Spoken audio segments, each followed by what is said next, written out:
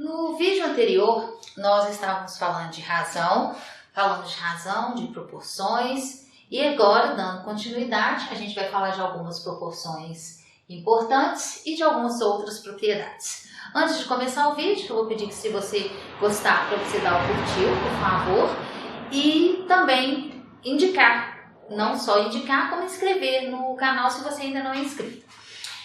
Sobre essas proporções, por que elas são importantes? Porque geralmente o aluno trabalha com essa proporção em outra matéria e ele não consegue identificar que ela continua sendo a proporção que ele estuda na matemática. Quais são elas? A escala, que é a medida no mapa pela medida real. Lembra que é importante que você tem que trabalhar com a mesma equivalência. Geralmente a medida no mapa vem em centímetros, a medida real, por exemplo, em quilômetros, né? Geralmente ela vem um outro, aí você tem que ver a equivalência. Você só pode fazer quilômetros com quilômetros, centímetros com centímetros, mas é uma razão. A velocidade, que é a distância percorrida pelo tempo gasto para percorrê-lo. Então, distância é D sobre T. E a densidade, que é a massa sobre o volume. Então, densidade é igual a massa sobre o volume. Geralmente, a maioria dos exercícios também pede essa relação. 1 litro é 1 decímetro cúbico, 1 litro são 1000 centímetros cúbicos. Então, essas observações ajudam em outras matérias. Você vai ver que aparece também, geralmente em bateria de exercícios que a gente trabalha, aparece, você pode precisar dessas proporções. Agora, nós vamos ver uma outra propriedade. Por quê? Na última aula, eu trabalhei a propriedade fundamental. Então, só relembrando, nós trabalhamos que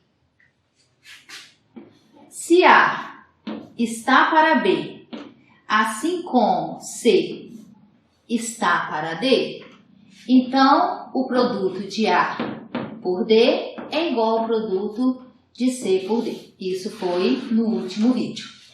Agora, uma outra propriedade importante é, se eu tenho que A está para B, assim como C está para D, então, a soma de antecedente mais consequente está para antecedente. Então, A mais B está para A, assim como C mais D está para C. Aqui é antecedente, aqui também é antecedente. Lembrem que o que vale para a soma, vale também para a subtração.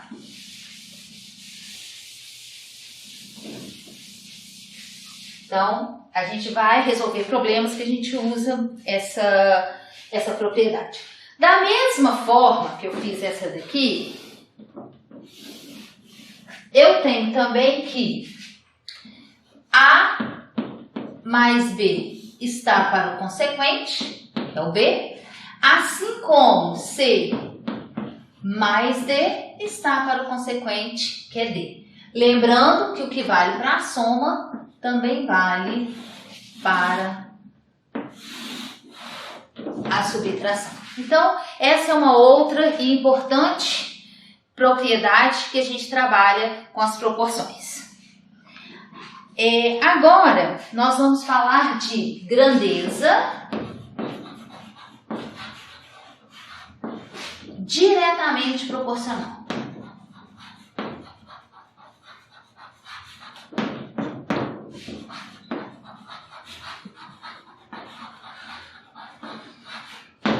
Proporcional. Lembrando que tudo que nós estamos fazendo é porque nós vamos chegar em regra de 3. Então, se eu quero uma grandeza diretamente proporcional, quando isso acontece?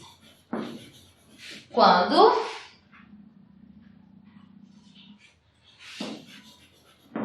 duas razões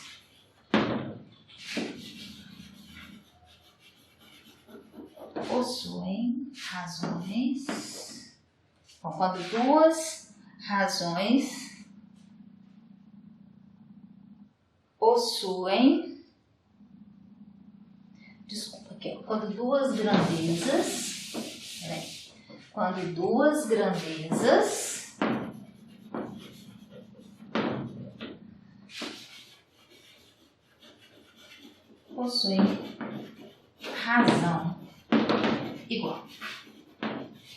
Quando a gente fala em matemática grandezas, são dois valores qualquer, é tudo que pode ser medido ou contado, tá? E se a razão for igual, então elas são diretamente proporcionais. Significa que A1 está para B1, assim como A2 está para B2. Isso são grandezas diretamente proporcionais. Se eu estiver falando de grandezas inversamente proporcionais,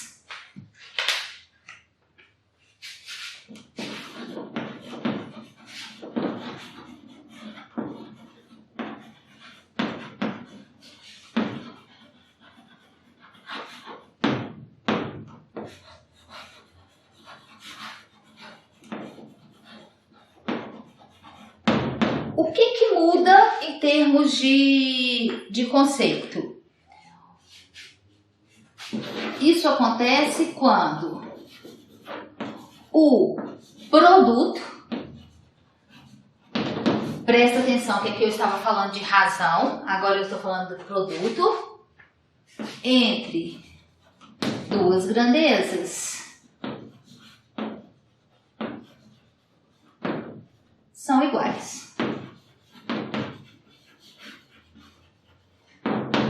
Então, A1 está para B1, assim como A2 está para B2. Então, em termos de conceito, é isso que a gente precisa. Agora eu vou passar um exemplo, onde a gente vai ver trabalhar tanto grandezas diretamente proporcionais, quanto inversamente proporcionais. Então, vamos lá.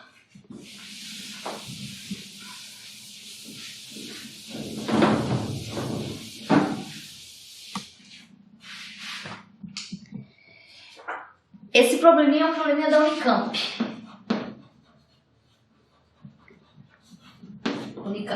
E ele pede o seguinte: a quantia de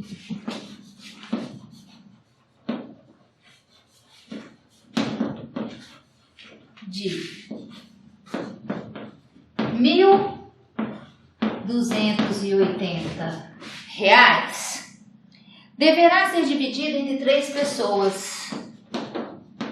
Deverá ser dividida entre 3 pessoas. Aí vem a letra A. Ele quer que a divisão,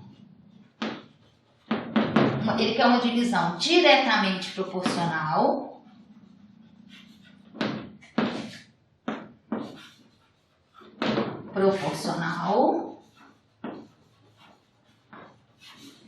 Diretamente proporcional a 8, 5 e 7. Então, vamos lá. Dentro dos conceitos que a gente acabou de ver, primeiro, se vai ser dividido para 3 pessoas, eu vou colocar x, y e z. Então, se eu somar o valor de x mais o valor de y mais o valor de z, o resultado tem que ser 1.280. Só que como eles vão receber proporcionalmente, então eu sei que a pessoa x, né, o valor que vai receber x, esse x ele vai ter que ser proporcional a 8, assim como o y tem que ser proporcional a 5, assim como o z proporcional a 7. Isso é o que eu quero resolver. Agora, resolvendo, eu vou usar aquela propriedade que eu falei que era importante. Então, o que eu vou fazer?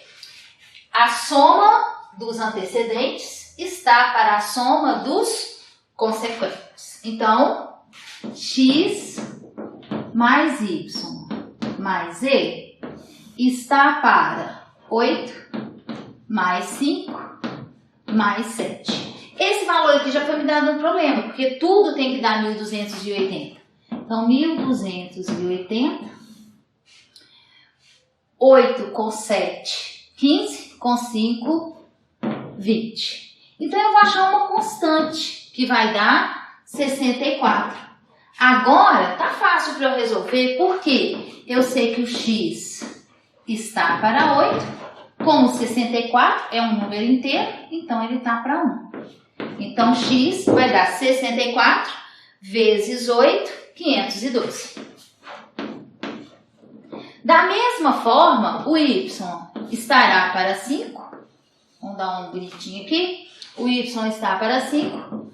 Como 64, que é um número inteiro, está para 1. Então, meu valor de y vai ser 64 vezes 5. Então, o valor será 320. E por último, não menos importante, eu vou achar um lugarzinho aqui para ele, o z está para 7, assim como o z está para 7, assim como o 64 está para 1. Então, o z vai dar 64 vezes 7, 448. Então, o que eu acabei de fazer? Fazer essa divisão de forma diretamente proporcional. Proporcional a quê? 8, 5 e 7. Se ele é proporcional, o valor que eu quero está proporcional a 8, o valor que eu quero está proporcional a 5, o valor que eu quero está proporcional a 7. E na letra B,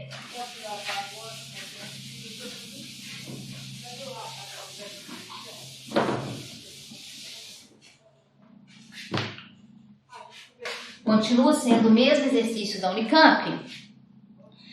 A divisão vai ser inversamente proporcional. Então, ele quer uma divisão inversamente proporcional.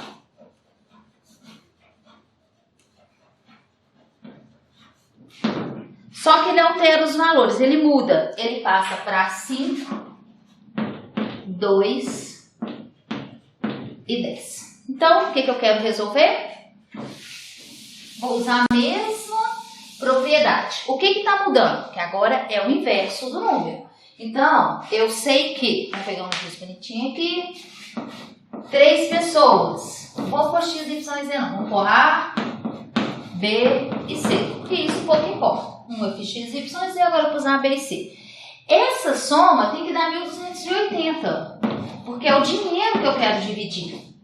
Agora, se ele falou inversamente proporcional, então a parte de A, ao invés de colocar 5, eu vou pôr o inverso. Por isso a gente trabalhou o inverso de uma razão. 1 sobre 5. Assim como o B está para 1 sobre 2. Assim como o C está para 1 sobre 10.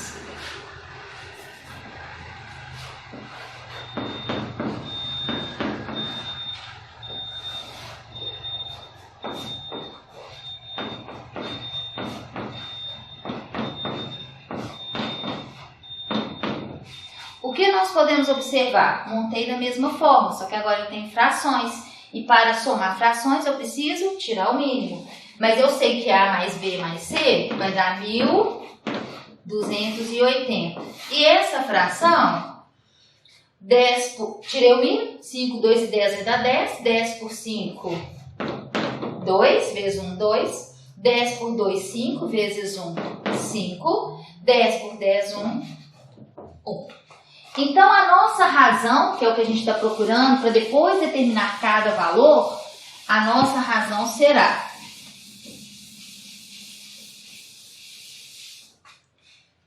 1.280 por 8 sobre 10. Fração de fração, mantém o numerador, multiplica pelo inverso do denominador. Então, 1.280 vezes 10 sobre 8. Então, fazendo as devidas simplificações, o resultado será 1.600. Para adiantar aqui, 1.600. Aqui você pode simplificar, né? Colocar, dividir por 2, vai dar 5 sobre 4. Pegar 1.280, dividir por 4, multiplicar por 10, vai dar 160, multiplica por 10. Do jeito que você achar mais prático. Agora que eu já tenho a minha razão, a minha proporção, a minha constante, eu vou usar o que eu tenho. Se eu tenho A para o quinto, é uma fração. Mantém o primeiro e multiplica pelo inverso do segundo. Então, na verdade, eu tenho... Mantém o primeiro e multiplica pelo inverso do segundo. Então, eu tenho 5A. Vai acontecer a mesma coisa com B, que vai virar. E acontecerá a mesma coisa com C, que vai virar. Então, agora o que eu preciso fazer? Igualar com o valor que eu achei ali, que era o 1.600. Então, já estamos no finalzinho. E eu vou colocar aqui o 5A é igual a 1.600. Então, A é 1.600 sobre 5. O 2B igual a 1.600. Então, o B será 1.600 por 2. E, por último, o 10C igual a 1.600.